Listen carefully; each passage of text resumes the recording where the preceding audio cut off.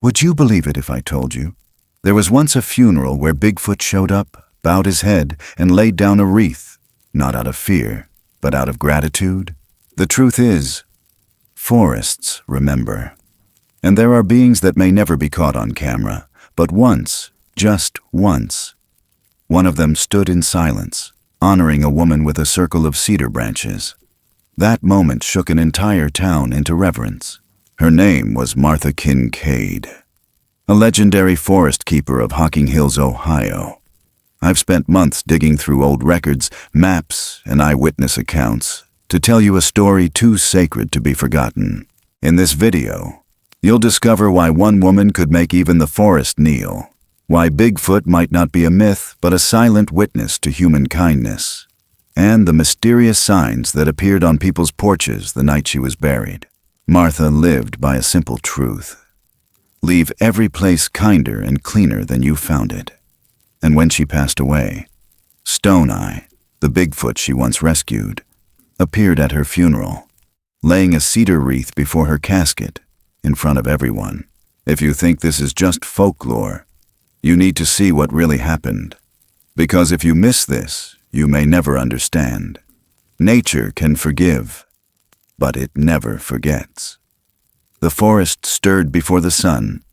Mist coiled between the tall red cedars and sugar maples, laying low across the floor of Hocking Hills like a memory that refused to lift. Somewhere beyond the bluff, a whip-poor-will let out one last cry before falling silent. Martha Kincaid had already been awake for an hour. She moved quietly through her cabin like she always did. Out of habit, not necessity. The kettle clicked softly as it warmed over the old propane flame. Outside the windows, the world was still blue, not yet morning, not quite night. The kind of hour when most creatures held their breath. She wrapped the worn shawl around her shoulders, a gift from Virgil back when the winters still felt heavier. Her joints ached like they always did this time of year, like they remembered things she hadn't said out loud in decades. As the kettle began to hiss, she reached up and took down the stoneware mug from the hook above the sink, the one with the faded cardinal on the side, the one that still had a chip on the handle from the ice storm in '89. She poured the water over dried lemon balm and cedar leaf, let it steep, and stood still. Then it came, 1, 2, 3, 3 knocks, not from the door, not from the old wood frame shifting, but from the tree line. Low, even, deliberate. She didn't flinch. The mug trembled just slightly in her hand. She turned toward the sound and stepped closer to the window, not peering through it, just feeling the cold of the glass against her skin, as if that would help her understand more than her eyes could. The knocks didn't come again. She set the mug down, unfinished, and reached for her boots. By the time she stepped out into the haze, the sun had begun bleeding faint gold across the ridges. The path to Old Man's Hollow curled downward behind her house like a riverbed waiting to be filled. She followed it without rush, her knees careful, her breath steady. One hand carried a canvas tote. The other held a small cedar branch tied with red thread. The forest greeted her like it always had, with its 1,000 quiet eyes. Fallen beer cans, plastic lures, rusted hooks tangled in fishing line. She stopped at each one. Bent slowly, picked them up, not like someone disgusted, but like someone whispering an apology with every motion. When she found a 6-pack ring twisted in the weeds, she slid her shears from her bag and clipped it apart before folding it away. Then she placed the cedar sprig near the water's edge, just above the stones where fish still flicked like ghosts beneath the surface. "Not for me," she said quietly. "For them." A light breeze passed, stirring the dead leaves, but no reply came. That was fine. She kept walking. The deeper she went, the thicker the moss became, hanging heavy from trunks like sorrow on the shoulders of old men. When she reached the bend near the ravine, she paused. Something in the air had shifted. Not the smell, not the wind, just something. Then she felt it. Not fear, not danger. Presence. Her eyes moved slowly, scanning the tree line. Oak, sycamore, shadow. Then, there, between two trunks, half veiled by undergrowth, something stood, tall, still, watching. Not a bear, not a man, not entirely hidden, but not entirely revealed. Only its eyes met hers, low amber light caught in them like fire from another time. They didn't blink. They listened, and in that silence, something older than speech passed between them. Martha did not raise her voice, did not step forward. She simply lowered her head. A slow, quiet bow, not submission, not fear. Something gentler, something ancient. When she looked up again, the shape was gone. No sound, no rustle, no sign of parting. She stood there a while longer, her fingers brushing against the edge of the tote. Then she turned and made her way back the way she came, the path feeling somehow newer beneath her boots. Back at the cabin, the air had warmed just enough to melt the dew from the porch rails. She stepped inside and paused by the shelf near the hearth. Her hand reached for the old compass, the brass one, the one with Virgil's initials carved faintly into the lid, the one that had survived the flood, even when he hadn't. She hadn't worn it in years. Today she did. The chain clicked softly as it settled against her chest. The weight of it was both memory and anchor. She lit a candle and sat for a long time, hands folded, listening. Nothing. The sun had climbed halfway up the trees by the time she rose again. She rinsed the mug, folded the shawl, swept the leaves blown in through the open door. She wasn't expecting anything, which made the sound on the porch all the more sharp. She opened the door slowly. There, on the wooden step, lay a small circle of braided cedar, tightly woven, fresh, bound in 3 places by fine bark cord. At the center, a stone-polished flat, set like a quiet eye. She stared at it, her breath held. Then, from deep within the forest, behind the far ridge where the fog still lingered, knock, knock, knock, knock. Short, long, short. She stood still for a moment, then slowly, carefully, reached down and picked it up. Not with haste, not with fear, with reverence. Inside the cabin, the compass ticked once, then settled. And far beyond the hollows, in the places where maps go blank, something watched back. The light shifted. The trees held their breath again, and the forest, it seemed, had remembered her name. The next morning, a soft film of fog still clung to the cedar boughs outside Martha's cabin, the kind that muted every step and swallowed every sound. Dew hung heavy, beading like sweat along the moss-dark railing, but the inside of the house was still, untouched, like the breath of its owner still lived inside the walls. June Pritchard stood quietly just inside the threshold. She hadn't meant to intrude. The door had been left ajar, not wide, but enough for her to knock once, pause, then knock again and push gently. She expected dust, a room frozen in grief, but what she found instead was warmth. Clean mugs lined up by the sink, a basket of pine cones, a kettle still faintly smelling of lemon balm, and on the rocking chair, draped with a folded red shawl, hung Martha's canvas ranger coat, the same one she'd worn into the gorge just yesterday, or what felt like yesterday. It was hard to tell. Time, in the hollows, moved like tree rings, layered, quiet, always circling something unseen. She stepped closer. The coat swayed gently in the cross-draft. Out of habit, she reached to straighten the collar and felt something crinkle in the lining. Her fingers paused. There, tucked in a hidden pocket behind the left flap, was a piece of aged hide. Not paper, not bark. Something supple, smooth, deerskin. It had been tanned with care, edges scorched slightly to keep from curling. The drawing was simple. One pair of eyes, large and slanted. Amber, if she imagined the color. And a mark. A curved scar wrapping over a shoulder and stopping just shy of the spine. The lines weren't wild. They were careful. Remembered. She turned it over. On the back, a faint imprint. 3 dots. Not ink. Impressed by pressure, like someone had pressed a knuckle into the soft leather, slowly, intentionally. Her thumb traced it once. She said nothing. In the silence, the cabin felt suddenly smaller, closer, breathing. She took the coat and the deerskin to the hearth, lit the lantern gently, and sat cross-legged on the braided rug, waiting. It didn't take long for Martha's past to step forward. A whisper of cedar smoke, a shift in the light. Then the sound of winter wind against metal. Not here, somewhere else. The memory came like frost creeping across glass. Back then, it was colder. 1973, mid-December, the kind of cold that cracked saplings and froze the belly of every stream. Martha was still new to the job, younger but with that same stillness in her eyes. Virgil was beside her, tall, broad-shouldered, walking ahead with one hand gripping the radio and the other tucked inside a coat with a broken zipper. They were tracking reports of poachers setting steel-jaw traps along the southern ridge. Martha hated traps. Not just for what they did, but for the silence they left behind.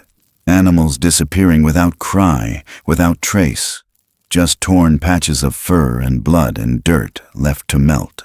They were halfway up the incline when Virgil stopped short. The snow there was churned. Something big had thrashed. Nearby, the earth was scuffed with dark blood and claw marks. Deep, wide, not bear, not deer. Then they saw it. Nestled between two boulders, wrapped half in shadow, was a body. No, not dead, breathing, wounded. It was big, far too big, covered in thick dark fur matted with pine needles, blood, and snow. The trap had clamped around its ankle, steel teeth embedded deep. But it didn't growl. It didn't snarl. It watched. And its eyes? Amber, luminous, not wild, not pleading. Just still. Martha stepped forward before Virgil could say anything. She knelt slowly, deliberately, pulled her gloves tighter and slid the metal cutter from her belt. She didn't speak. She didn't need to. Her fingers worked the pin. One twist, two, a snap. The jaws loosened. The creature didn't flinch. It exhaled, slow and hoarse, the way someone exhales pain they've known too long. Then, it lowered one massive hand and pressed it flat against the ground. 3 times. Martha never forgot the sound. Thump, thump, thump. Not like a threat, not like a drumbeat. More like a language. Then it looked at her one last time and vanished, limping but silent, into the ravine below. Weeks passed. Then the rains came. And in spring of '74, the flood. June could still remember the article in the Columbus Dispatch. Ranger dies in flash flood while clearing trail. She was only 3 then, too young to know the word widow, but old enough to see grief in the lines on a stranger's face. Back in the cabin, June slowly folded the deerskin again and tucked it into her own jacket. Not to steal, to protect. She didn't say a word, but in the soft flicker of lantern light, she noticed something else. Martha's field journal lay open near the bookshelf, a single sentence written in firm graphite. Some things don't need names to be remembered. The spine was worn from use. The corners curled, but every word inside was deliberate. Not scientific, not dramatic, just observations, feelings, like someone trying to leave breadcrumbs without attracting attention. June didn't close the journal right away. She let it rest beside her, pulse quickening. The sun had started to stretch through the slats of the cabin now, casting slow bars of gold across the floor. It smelled like cedar ash and warm wool. She stood, folded the coat gently, hung it back where it had been. Then, before leaving, she placed the journal on the table and whispered to the empty room. "You kept your promise, didn't you?" No answer, but the silence felt steady. By late afternoon, the shadows along Ash Cave grew long, slipping like fingers between rock faces. June was further down the trail than she meant to be, her boots scraping damp shale, eyes sharp for signs of wildlife. The gorge felt heavier today. Not menacing, just full, Tomas had gone ahead toward the west ridge. She stayed behind, scanning for the injured doe Martha had mentioned the week before. That's when she saw it. At the base of the rock wall, near the shallow pool where runoff gathered, was a smear of pitch. Dark, thick, smelling of resin and cold bark. Next to it, a clump of dark hair, coarse and long, caught on a broken branch. But what struck her most wasn't the color or texture. It was what lay beneath the smear. A print. Partial, not from a hoof, not from a boot, from a palm. Flat, wide, fingered. And in the center of it, pressed into the earth, was a mark shaped like a crescent moon, made of something deliberate, like carved stone. Near the edge, a small hoof print. The doe. She knelt, reached out. The bark was stained, but not wild. It smelled of sap, fresh, almost medicinal. Someone had treated the wound, not with tools, with instinct. She exhaled slowly. This wasn't about what she'd seen in textbooks. This wasn't in any ranger manual. This wasn't folklore anymore. This was happening. And something, was watching just as carefully from the other side. The morning air in Hocking Hills had turned dry and crisp, like a page about to burn. Somewhere behind the sheriff's office, cicadas hummed with late summer insistence, their songs sharp as wire against the heat wave crawling over the valley. Sheriff Hargrove stood on the porch, arms folded, eyes narrowed toward the west ridge. His gut told him something was off, not just the weather, something else. Campers down by the lower basin had reported a stranger. Camera gear, camouflage, lenses too long to be casual.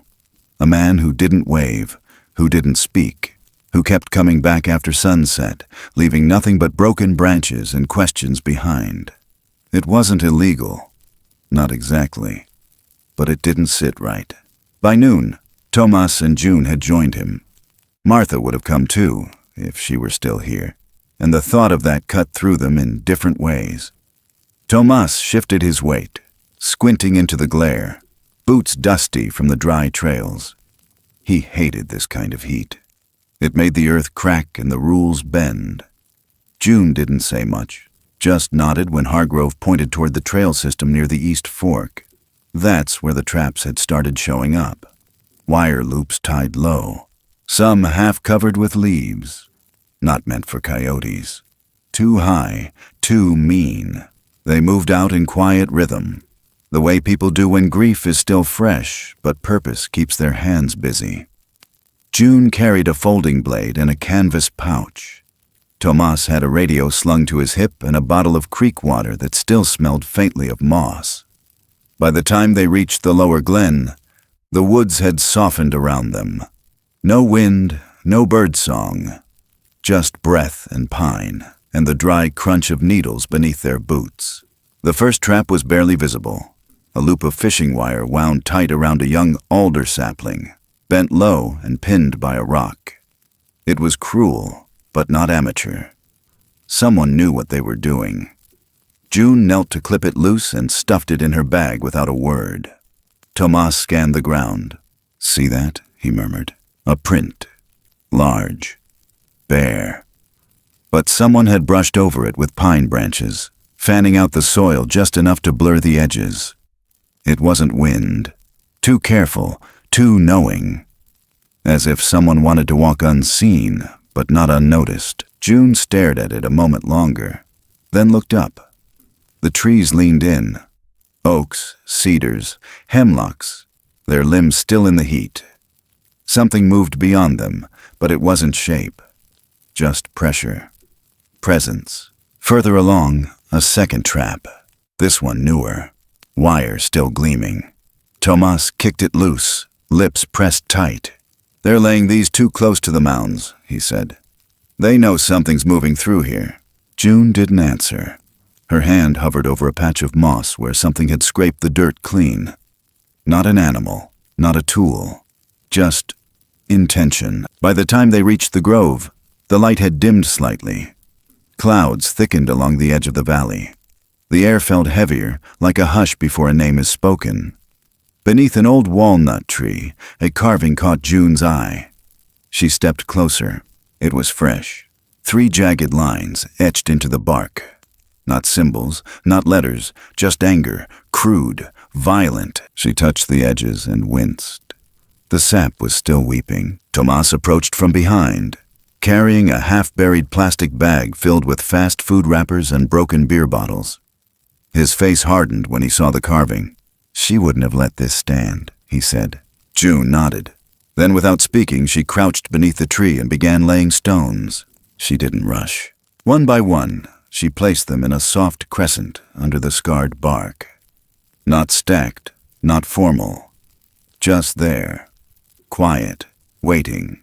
When she finished, the wind stirred gently. Just once. Enough to rustle the topmost leaves as if the trees had exhaled. They turned back toward the cabin just before dusk, both silent. The forest stayed close behind them, not watching but aware. That night, the town didn't talk much. The diner closed early. The air conditioners sputtered out. Even the radio station went off air before midnight. Heat made people strange, but grief made them softer. Martha's porch light, though off, still seemed to glow faintly behind the curtains.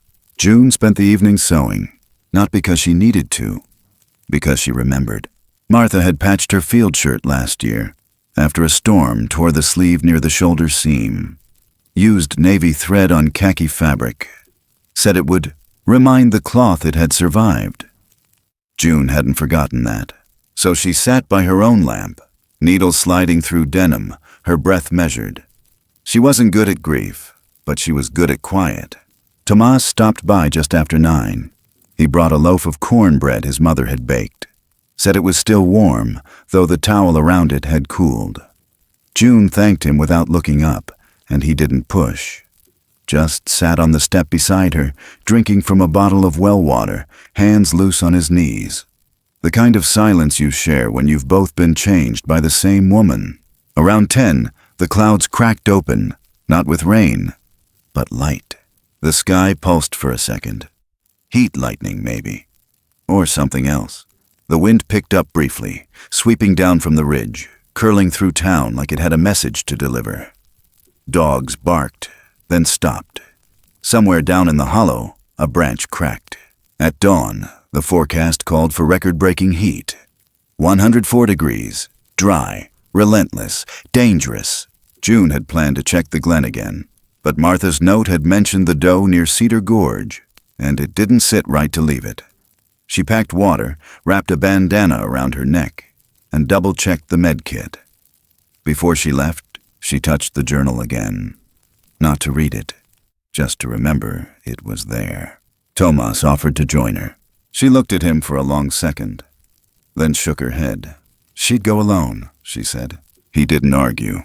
She reached for the compass on the shelf, the one Virgil had worn, the one with the tarnished lid and the initials half faded. But it was gone. She paused, looked around. Nothing. Just the hush of early morning, the creak of the porch boards, the smell of dry pine. Still, she left. As the sun climbed higher, the roads began to shimmer. Air curled above the gravel like a veil. June took the long route toward Cedar Gorge, windows down, sweat beating along her arms. Her tires kicked dust high behind her, and the hills swallowed the sound of the engine almost entirely. When she parked beneath the sycamores, everything stilled. The forest was quiet in a way that felt earned, not dead, but listening. She stepped out, boots landing softly, the air already thick and tight. Down by the bend, near where the stream had narrowed, she saw a splash of movement. A deer, standing. The doe's side was marred by a dark patch, dried blood ringed with pine resin. But it stood, alert, not limping, and behind its eyes, no fear. It turned its head toward her. June froze. And on the ridge opposite, high above the gorge, in the shadow of a rock ledge, a shape, still massive, dark as wet bark. Not moving. She didn't breathe. She didn't step. Just placed a hand slowly over her chest, then lowered her head.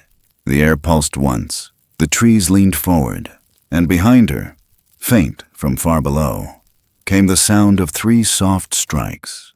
Quick, even, urgent. She turned, heart jumping. Then silence. Nothing but the hum of heat and the ache of something about to happen. By 11:30, the road shimmered like a thread pulled too tight. Heat pressed in from every angle, thick as wool and dry as bone. It crept under door frames, poured down chimney flues, warped wood, silenced birds. The thermometer nailed to the side of the ranger station inched past 104, the little red line stretching higher than it had in years. Hocking Hills wasn't built for this kind of heat. Not in August, not this far under the trees. But today felt like the forest had stopped breathing, like it was waiting for something to break. The truck growled as it climbed the dirt switchback toward Cedar Gorge. Martha's old International Scout, dust-caked and humming low, moved slow around the bend. It still smelled like her. Lemon balm and cedar oil and mothballs. June had driven it a few times since the service, but today it felt different. Like it didn't belong to the road anymore. Like it knew where it was going. She gripped the wheel, jaw clenched. The sky was pale and angry above her. Clouds stretched thin like skin over bone. The trees didn't move. Not even the dead ones. The leaves curled in protest, brittle at the edges, as if even they were trying to hide from the sun. Sweat rolled down her back, soaked into her collar. She turned off the AC, what was left of it, and cracked the window halfway. Nothing but hot wind, the kind that smelled like dry moss and old warnings. When she reached the clearing above the gorge, she parked under the only patch of shade she could find. A dead walnut whose bark had split down the center, like it had been holding something too long. She took the med kit and the flask of water. She took the compass, Virgil's compass. It had turned up that morning, sitting on her porch step like it had walked there itself. She knew no one had touched it. No one living. She slid the chain around her neck, tucked the weight beneath her shirt, and stepped out into the sun. The gorge below flickered with heat mirage, the rocks glowing dull red under the assault. She moved carefully, each step calculated. The soil gave no softness, just dust and brittle needles that snapped underfoot. The forest was dead quiet. Then movement. Near the bend of the dry creek bed, half hidden behind a patch of thistle and thorn, the doe. Still alive, still standing. Its side was raw, a deep gouge crusted over with something dark and glistening. But the wound had been packed, crudely but intentionally, with resin. Pine pitch. Fresh. Applied with care. The edges weren't angry. No flies, no infection. June knelt slowly, not to touch, just to witness. The doe turned its head, blinked once, and held her gaze. Then stepped backward into the brush, disappearing without panic, as if it had never been afraid of her, as if it had never truly been alone. June whispered, "Thank you." Then she stood. Across the gorge, above the rock shelf, something shifted. It wasn't a sound, not at first, just a shadow that didn't flicker in the heat. A shape against the stone. Still. Black. Big. It didn't move. Neither did she. Her hand came to rest over her heart. The air buzzed with electricity, heat pressing in from every direction, blurring the edges of her vision. She lowered her head, slow and deliberate, the way Martha had taught her to show respect without a word. When she looked back up, it was still there, not threatening, not leaving, just being. Then pain, sudden, sharp, a lightning bolt across her chest, so fast it stole her breath. Her knees buckled. The heat pressed down harder, a fist between her ribs. The compass thudded against her sternum. She dropped to one knee, then another. The med kit spilled from her hand. Her mouth opened, but nothing came out. The world narrowed to a pinpoint of red and white.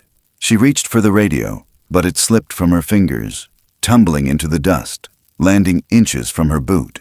She collapsed sideways, gasping once, then silence. Above her, the light flared. Her vision flickered. The trees swam. And then, knock, knock, knock. 3 short bursts. Loud, from somewhere unseen. Not far, not human. Tomas heard it first. He'd been halfway back from the ridge trail, trudging through the dead leaves, when the sound split the air like an axe through old wood. 3 knocks, even, rhythmic. Not echoes, not mistake. A call. June heard it too. Through the haze of pain, she felt it more than heard it. In her ribs, in the ground beneath her cheek. Her fingers twitched. Tomas broke into a run. Behind him, the forest seemed to open, clearing space between branches like it wanted him to move faster. He tore through the underbrush, radio pressed to his mouth, calling out again and again. June, June, where are you? Do you copy? No reply. Then the gorge opened below him. He spotted her, crumbled near the creek bed, arms slack, dust rising in small clouds around her. He slid down the embankment, knees bloodied, grabbing the med kit with one hand and pressing his other to her chest. No breath. Eyes half-lidded. He started compressions, counted under his breath. 1, 2, 3, 4 breaths. Again. Her lips were dry, her skin too pale. From behind him, feet crashed through the brush. June, awake now, crawling, trying to help. Her arms weak but moving. She grabbed the radio, fumbled. We need help, she gasped. Cedar Gorge, she's down. Static. Then Sheriff Hargrove's voice, tinny, distant. On our way. By the time the EMTs arrived, June had already gone hoarse from yelling. They lifted Martha's body gently. No pulse, no breath. CPR didn't bring her back. They tried the oxygen. They tried the paddles. Nothing. At the field tent near the base of the ridge, the wind blew hard once, knocking over a clipboard. The nurse reached to catch it, missed. A cedar branch lay outside the flap. No one had placed it there. 3 knots tied into it, even, quiet.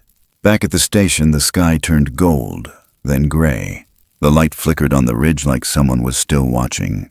And far across the hollow, from deep within the trees, 3 even knocks rang out again, soft, final, echoing, but not saying goodbye.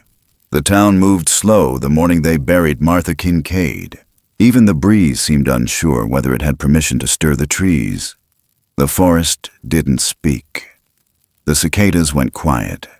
Dogs didn't bark, no lawnmowers, no music from porch radios. Only the steady shuffling of feet over dirt and pine needles and the whisper of folding chairs being set in place under the canopy near the old trailhead. She hadn't wanted a church funeral. She hadn't left any notes about it either, but everyone knew. Martha had spent 50 years in the woods, not under steeples. The meadow behind her cabin, where the cedars opened into a gentle, sloping field, felt like the only place that made sense. The town called it Quiet Meadow now. They built her coffin from rough pine, no varnish, no brass. Just soft grain and hand-shaped corners. A faded wool blanket was draped across the lid, plaid, threadbare in places, but neatly folded. It was the same one Virgil used to carry on patrol during long winters, the one they used to sit on during trail lunches. Someone had stitched a red patch over one worn corner. It looked like a heart if you squinted. The road in was closed off by the sheriff's office for the day. No through traffic, no press. The only people allowed in were the ones who carried a piece of Martha with them in some small, quiet way. The baker who left loaves on her porch after the flood of '97 came in tears. The cobbler who'd resold her boots twice without charging. The older women from the Methodist church who used to leave jars of apple butter in exchange for kindling stacked at their door. They came in pairs, in silence. Nobody said the usual things. They didn't need to. June sat near the back, her hands clasped tight in her lap. Her ranger hat was beside her on the bench, sweat-soaked and limp. She hadn't slept much, hadn't eaten more than a few crackers, but her mind wouldn't stop moving. She kept thinking about the journal. The final entry wasn't dated. It was written in Martha's familiar looping hand. Graphite pressed deep into the fibers like she'd known it would be the last one. I don't watch the forest. The forest watches me. All I've done is learn how to bow when I pass through. The sun crept higher. The blanket moved slightly in the wind. And then it happened. Silence. Not the kind that comes from respect. Not the polite hush of a community in mourning. Something else. A stillness. Like everything. The trees, the breath in people's throats, the insects frozen mid-wing, had paused.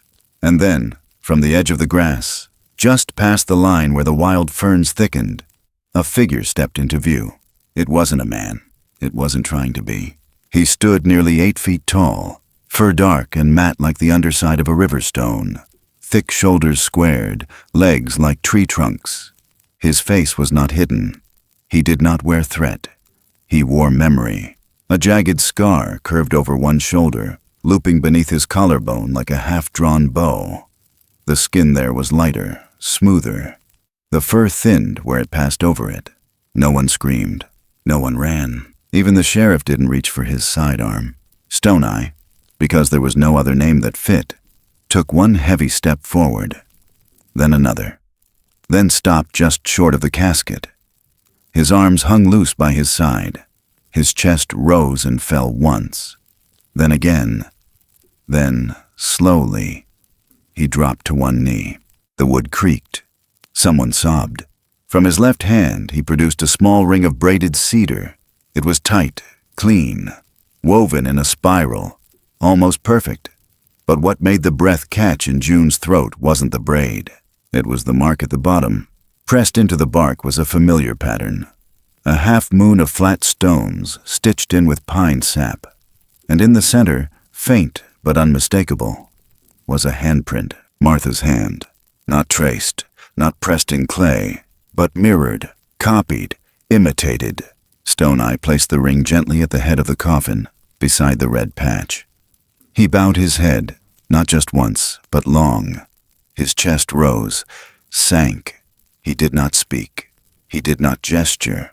Then he rose, turned, and vanished into the tree line.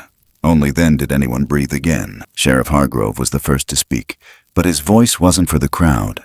It was for the moment. Let it be. Nobody argued. June's fingers trembled.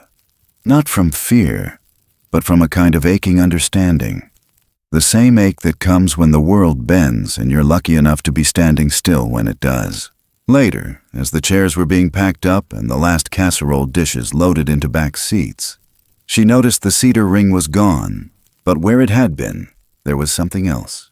3 small stones, one dark, one pale, one with moss growing from its center, arranged in a line, not random, not just left, set.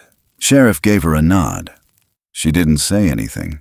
That night, June returned to the cabin. The lantern was low, and the window cracked to let in the breeze. The woods outside were breathing again, slow and steady. She opened the journal, ran her fingers along the spine, then she turned the page. And in the margin, barely visible, smudged in graphite, were words she hadn't written, and Martha hadn't either. The student will know when to teach. The listener will know when to knock. She stared at it for a long time, then closed the book and looked out the window. The meadow was empty, but the feeling hadn't gone. She stepped outside, barefoot, into the dew-soaked grass, past the first stone, then the second, until she reached the edge of the pines. And from deep within the woods, low, distant, careful, came the sound. 1, 1, 2. Short, short, long. Not a pattern she knew. Not yet. The air shifted that night. Not colder, just heavier. Like the sky had lowered itself an inch closer to the ground. Tomas felt it first when he lit the lamp at the ranger station and noticed the flame flicker sideways for no reason. June felt it when she tried to sleep and heard the porch steps creak once, though no one came. The town had resumed its rituals. Bread delivered, trails walked, flags half raised. But the forest hadn't. Not fully. Something waited there now, not in hiding, but in pause. A space where breath used to be. June had taken to reading Martha's journals every evening after patrol. Not out of duty, not even curiosity, but longing. Like each page could bring her voice back, word by word, smudge by smudge. That night, the spine opened stiffly to a section marked by a flattened sprig of mountain mint. Year, 1980. The ink darker here. the pen strokes firmer. Like Martha had written this one with something clenched behind her teeth. Traps again. Not the kind kids set for rabbits. No, these are for bigger things, higher, wired into branches. I found one tangled in a stand of ironwood, blood caught in the loop. That wasn't deer, that wasn't coyote, it was him. June turned the page. Her breath caught. A sketch, crude but unmistakable. A large, slouched figure. Shoulders hunched, one arm extended, the other bent tight across the chest. Beside it, a single word, underlined twice in Martha's pencil. Bramble. She stared at it for a long time. She remembered that name, not from town, not from news, from childhood. She'd been 9, maybe 10. Lost once for real. It had only lasted a few hours, but it had felt longer, stretching like wet string in the dark. It had been early spring. The creek had been swollen and cold. She'd slipped down a slope looking for bluebells and couldn't find her way back. She remembered the silence most, not the fear, the stillness, but something else too, a shadow. Tall, wide, quiet. It hadn't chased her. It hadn't even walked toward her. It had moved backward, stepping slow, deliberate, into the trees. She'd followed, only for a few minutes. Then Martha appeared, out of breath, soaked from the knees down, calling her name like thunder cracking open the hills. When June had tried to tell her about the shape, Martha had only nodded, then hugged her too hard, said nothing, took her home. Now, years later, her throat tightened. It hadn't been shadow. It hadn't been fear. It had been bramble. She turned the page again. There was a pressed flower, half-rotted, cedar wax, and beneath it, one line in Martha's sharpest handwriting. He was just a child, that first time, a child in a snare. The knock came at the door just as her breath steadied. Tomas. He didn't wait for an invitation. There's more traps. Same kind. Northeast Trail, near the old ranger cemetery. He paused. They're not hiding them anymore. She grabbed her flashlight and coat. The air outside smelled like burnt rope and dry bark. Not fire, just tension. Something frayed and wound tight. The old cemetery sat in a thicket of jack pines, barely visible unless you knew where to look. A rusted chain-link fence leaned like a tired spine along the edge. No more than 12 graves, some marked with just rocks. Martha had once said they were the first trail keepers, before the park, before boundaries. They reached the edge of the clearing just as the moon slipped behind cloud cover. The beam from June's flashlight caught a glint near the third marker. Wire, thin, shaped into a loop and tied to a nail driven into the trunk of a black cherry tree. Tomas stepped forward and snapped the line clean with one pull. "There's more," he said, eyes scanning the underbrush. She nodded. Then she saw it. Something glinted at the base of the oldest headstone. Not metal, brass. A compass. Virgil's, the one Martha had always worn. The one June had placed at her grave during the meadow gathering. But this wasn't the meadow. This was the cemetery. She stepped closer. Her fingers trembled as she picked it up. The lid was closed, cool to the touch. She opened it slowly. The needle spun once, twice, then settled, pointing true north.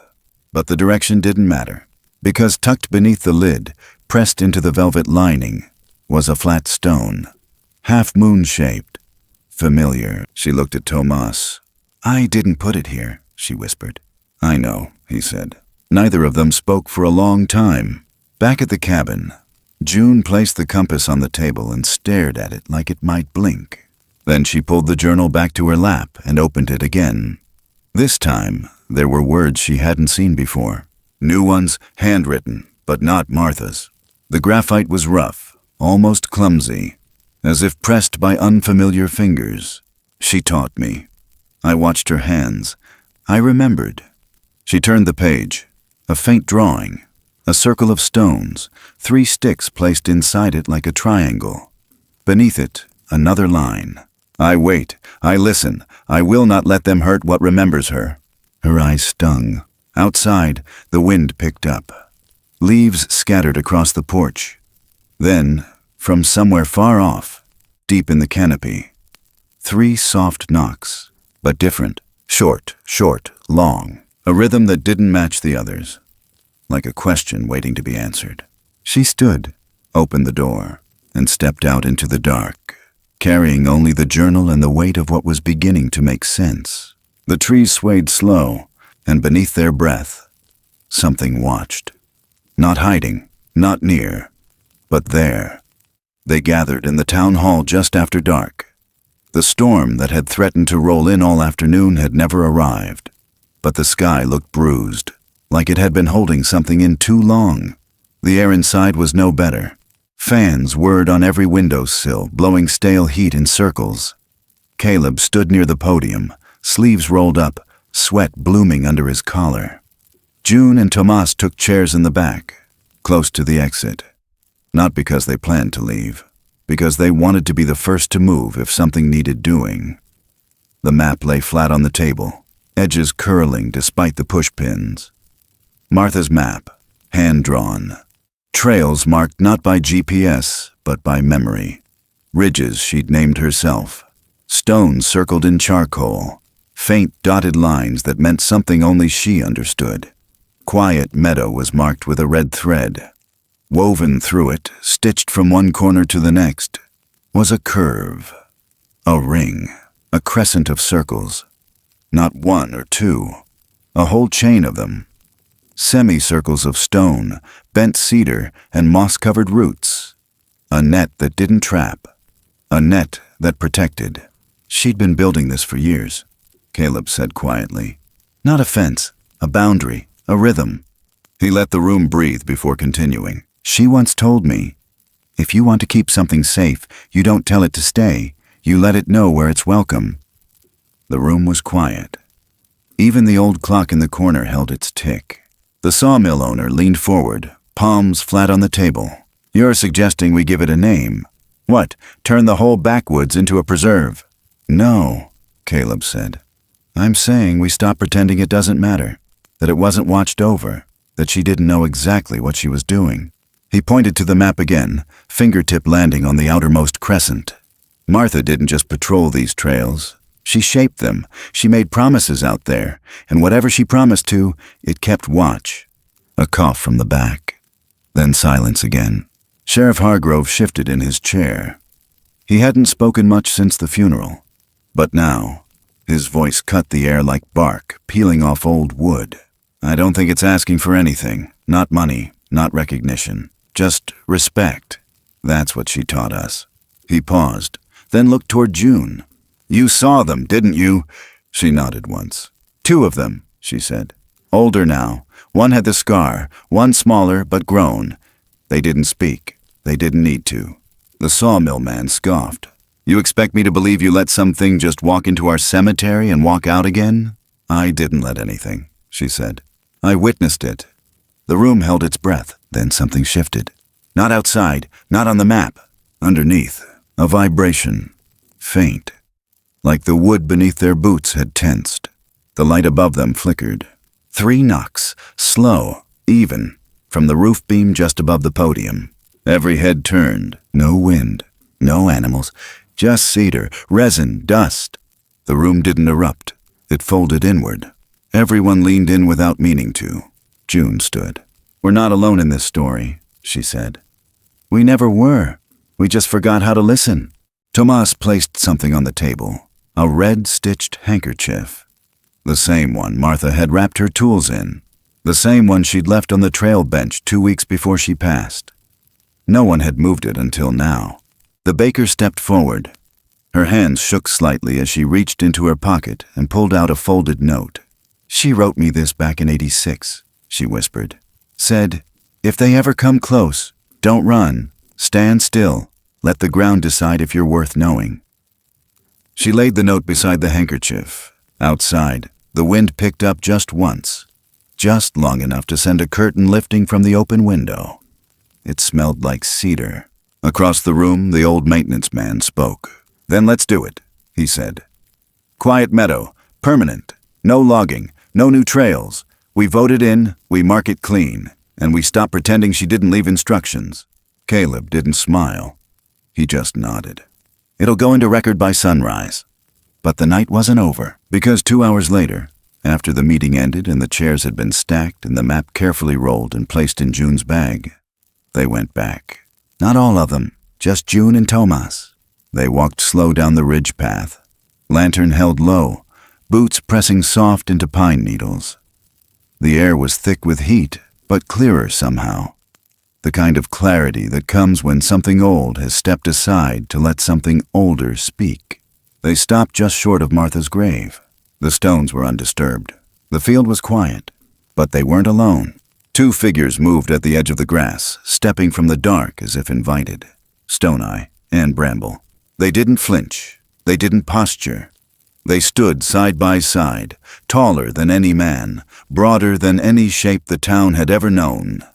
But not monstrous, not hidden. Tomas held his breath. June didn't move. Stone Eye stepped forward, raised one hand, not in greeting, not in warning, but with something small resting on his palm. It was a braid of bark, cedar bark, twisted tightly around a line of dark fur. He placed it gently on the ground before the grave, where the compass had once sat. Then Bramble stepped forward and did the same. But what he left was smaller. A single stone, flat, painted with something the color of dusk, and drawn on it, with surprising delicacy, was a shape, a crescent. June knelt, touched the stone. It was warm, not from the air, from being carried. They didn't speak, the creatures, nor did they wait for thanks. Instead, they turned, together, and faded back into the trees. But before they vanished, each one turned their head slightly, and placed one hand on the earth. 3 times. The sound barely registered, but the ground knew. When June and Tomas returned to town just before dawn, the street lamps were still humming, and on the steps of 6 different homes, quiet as breath, were small branches of cedar. No explanation, no threat, just memory. The sun rose slow over Hocking Hills, pale gold spilling across the treetops like a secret that didn't need telling. Fog clung low over the quiet meadow, soft and silver, as if the ground itself were trying to hold on to breath. The wind moved just enough to lift the edge of the field's long grass, then stilled again. It was the kind of morning where time didn't quite start. It simply waited. By 6, the townsfolk were gathering. Not in cars, not in lines. They came on foot. From the eastern slope, from the cabins along the ridge, from the narrow trail behind the post office where the kudzu always crept over the signs. They walked quiet, each of them carrying something small. A branch of cedar, a folded note, a rock, a scarf. The sheriff stood at the edge of the field with his hat off, palms resting flat against his thighs. His face was lined with something older than grief, but not quite peace. Next to him, Caleb held the proclamation in both hands, the paper thick, the seal dark with fresh wax. Quiet Meadow was no longer just a name. It was now protected land. No logging, no fencing, no ownership. A place that belonged only to the silence. He didn't speak when he read it. Not really. His voice was low, steady, as if reading it aloud wasn't about the people, but the place. As if the field itself had been waiting to hear the words. June stood beside Tomas near the front.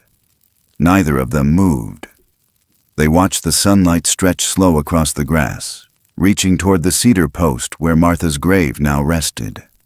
No marble, no headstone, just a single, smoothed wooden plank set into the soil, carved by hand. MK 1971-1996. Walk gently, and the forest may walk with you. The words weren't hers exactly, but close, taken from the pages of her journal, from the margins where she'd scribbled while waiting for her tea to steep. The people approached in pairs and small clusters. One by one, they laid their gifts at the base of the marker, not for display, for gratitude. Some left cedar bows wrapped in red twine. Others left things only they understood. Half-burnt letters, a marble from childhood, a rusted pocket knife. Then June stepped forward. She didn't kneel. She didn't cry. She reached beneath her coat and took out the compass. Virgil's. The one that had circled through the forest so many times, it felt like it had memorized the earth itself. She placed it gently on the ground, lid open. The needle spun once, twice, then stilled, pointing straight toward Cedar Gorge. The sheriff nodded. She brought it home. From across the field, the wind rose again. Not sharp, not cold, just enough to move the grass, enough to carry a scent, cedar resin, riverstone, moss. Then the fog shifted, and near the tree line, just beyond the rise where the field met the old pines, 2 figures stood, not hiding, not announcing, just present. Stone Eye stood tall, shoulders squared beneath the slope of his great frame. Beside him, Bramble, smaller but not small anymore. Strong, upright, head tilted just slightly toward the clearing like he'd been waiting for the sound of something real. No one ran. No cameras clicked. They didn't need to be believed. They only needed to be seen. And they were. For a moment that stretched longer than most prayers. The town stood still. Some bowed. Some placed hands over hearts. But no one spoke. June watched them with her breath caught in her chest. Not out of fear, but reverence. Stone Eye stepped forward. Not far, just to the edge of the grass. He crouched low. One hand reached into a small satchel woven from something rough and dark, and from it he pulled a circle. Braided cedar just like the others. But this one held something new. Threaded into the weave was a strand of gray hair. Coarse. Human. June knew immediately. Martha's. He laid the ring on the ground, beside the compass. Then Bramble stepped forward. His hands moved slower, more unsure. He placed something beside the ring, a small carving. Wood, smooth, the shape of a bird. It wasn't perfect, but it was careful, made with memory. Then they stepped back side by side. June lowered her head. So did Tomas. Then the sheriff. Then the baker. Then all of them. A slow, gentle gesture, not submission. Recognition. When the town looked up again, the tree line was empty. But the moment had not passed, because when the last of them began to walk back, they noticed something strange. On the porch steps of nearly every house, across Hocking Hills, from the ridge cabins to the schoolhouse to the abandoned filling station, rested small branches of cedar, each one placed carefully, each one bound with a red thread, knotted 3 times. No footprints, no sound, just scent. Just presence. June reached her front porch just as the sky began to turn. The light had shifted, dusk coming on faster than it should. She sat on the steps, fingers resting over the ring left on her railing. She didn't need to bring it in. It had already done its part. She looked toward the trees, and somewhere, close but unseen, came the faintest rhythm. 3 knocks, not from her door, from beneath her feet. Low, steady, familiar. She stood, stepped inside, and opened the journal. A new page, blank, waiting. She reached for a pencil and wrote, "Some truths are meant to be witnessed, not explained. Some guardians never needed names." She paused, then added, "Martha bowed, I bowed, and the forest bowed back." She closed the book and let the silence do the rest. Of all the stories whispered between trees and carried on wind through old valleys, some are not meant to be solved. Some are not puzzles to crack or legends to tame. They are reminders that something ancient still walks beside us, even when we're too loud to hear it. That not every guardian has a name, and not every protector needs to be seen to be known. The forest has never asked for much. A little quiet, a little care, a little willingness to listen with more than just ears. And when we forget how, it waits, not with anger, but with patience older than memory.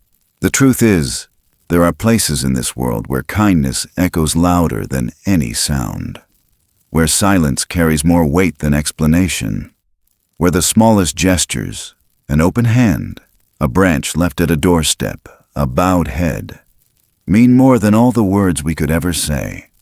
And when we learn to meet the unknown not with fear, but with reverence, something changes.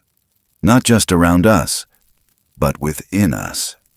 We become part of the remembering. What matters most isn't what we take from these stories, but how they shape the way we move through the world after. Maybe we walk slower, look closer, speak gentler. Maybe we stop needing proof before offering compassion. Maybe we finally learn that humility is a kind of strength, that to bow softly is not to surrender, but to honor. Thank you for spending this time with us. If this story stirred something in you, some quiet ache, some memory, some longing, we invite you to share your thoughts below. Leave a comment. Let us know what part spoke to you, or simply say you're listening.